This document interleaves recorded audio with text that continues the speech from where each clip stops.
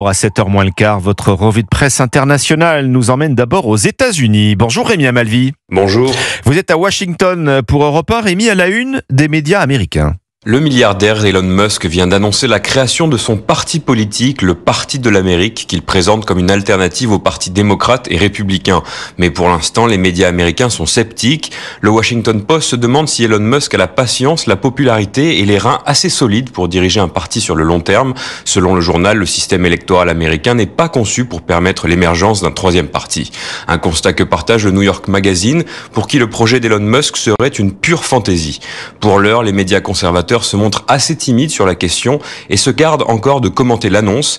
Mais dans le camp du président américain, les petites phrases fusent déjà. Créer un nouveau parti, c'est la kétamine qui parle, se moque le sondeur trumpiste Jim McLaughlin en référence à la consommation de drogue supposée d'Elon Musk. Elmo le bouffon attaque l'ancien conseiller Steve Bannon. Tu n'es pas américain, tu es sud-africain et tu devrais être expulsé des États-Unis. Nous sommes maintenant en Algérie, où Boualem Sansal n'a pas été gracié. L'écrivain franco-algérien reste donc en prison. Nour Chahine, vous êtes le correspondant d'Europe 1 à Alger.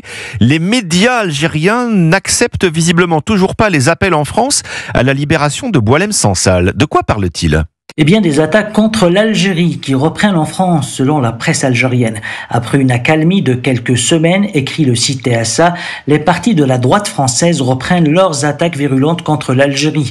Au lendemain de l'exclusion de Boualem Sansal de la grâce présidentielle qui a concerné plus de 6000 détenus, l'expression estime que certains hommes politiques français se mêlent une fois de plus de ce qu'ils ne les regarde pas. Le quotidien précise que l'écrivain est jugé en tant qu'Algérien pour de graves chefs d'inculpation.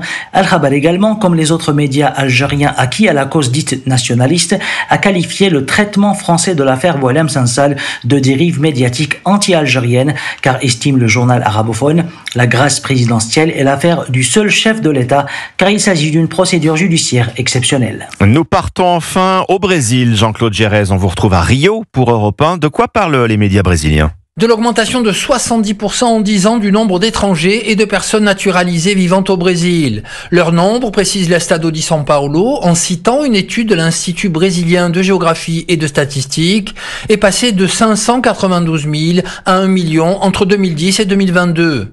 C'est un record depuis 1980, précise le site Géon, et cela met un terme à 10 ans de solde migratoire négatif.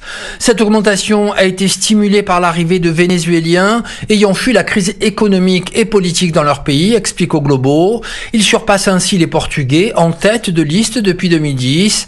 Les autres migrants proviennent en majorité du Paraguay et de la Bolivie, souligne le quotidien Métropole, sans oublier les Haïtiens, dont le nombre est passé en 12 ans de 54 personnes à 57 000.